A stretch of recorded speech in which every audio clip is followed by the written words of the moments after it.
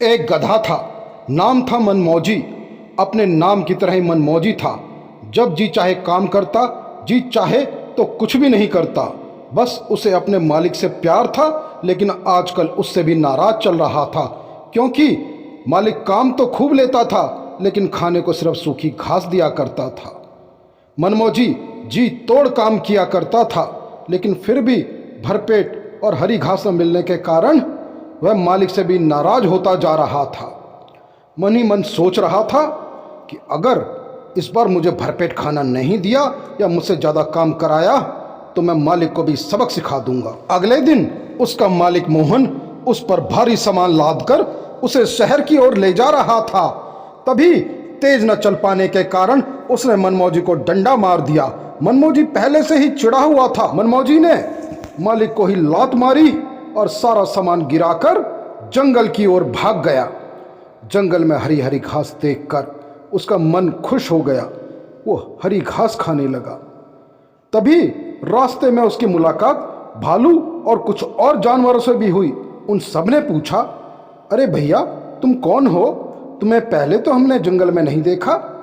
मैं गधा हूँ, शहर से भागकर आया हूँ। आप लोग कौन हो? हम लोग तो यहीं जंगल में रहते हैं।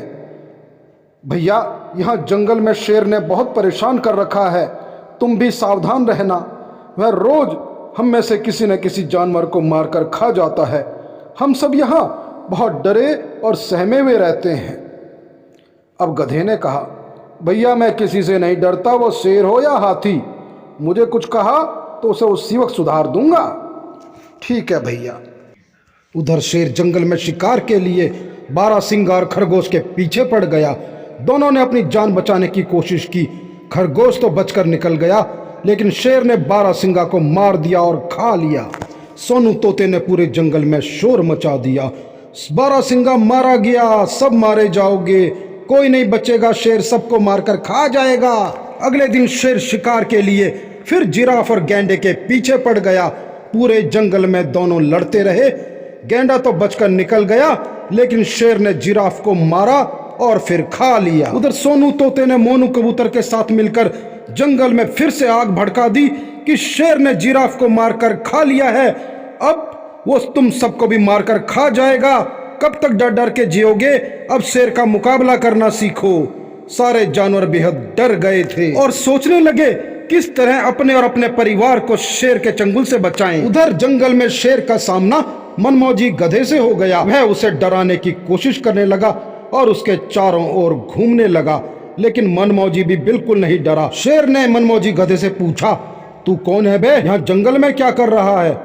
मनमौजी ने भी कहा, तू बता तू कौन है? मनमौजी गधे की बात सुनकर शेर भड़क गया और गुस्से में बोला, मैं जंगल का राजा शेर हूँ, मेरी मर्जी के बगैर यहाँ को हिलता भी नहीं। शेर की बात सुनते ही मनमौजी भड़क गया और उसने शेर को ऐसी लात मारी कि शेर बेहोश हो गया। थोड़ी देर बाद शेर को होश आया।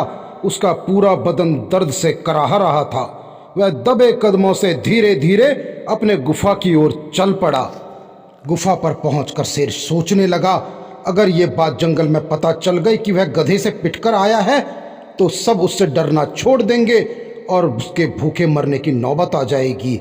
इससे पहले कि जंगल में ये बात फैले, उसे कुछ न कुछ करना होगा। उधर राजू कौवे ने ये बात जंगल में फैला दी कि गधे ने शेर को पीट दिया है।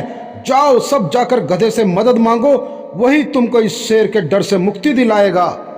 सभी जानवर एकजुट होकर गधे के पास पहुंचे और उससे विनती की कि वह शेर से उनकी रक्षा करे।